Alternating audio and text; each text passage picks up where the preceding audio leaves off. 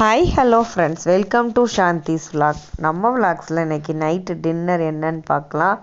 அதுக்கு முன்னாடி என் பையன் ஒரு ஸ்வீட் ரெசிபி செஞ்சுருந்தாங்க. பாம்பே அல்வா அவனோட ஸ்டைலில் கொஞ்சம் செஞ்சு கொடுத்தான் சூடாக.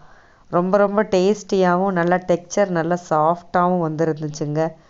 ஆளுக்கு 2 ஸ்பூன் எடுத்து சாப்பிட்டோம். பாருங்களேன், கடையில் செஞ்சது மாதிரியே நல்லா கட் பண்ணுறதுக்கு சூப்பராக வந்துருந்தது. சாப்பிட்டுக்கிட்டோம்.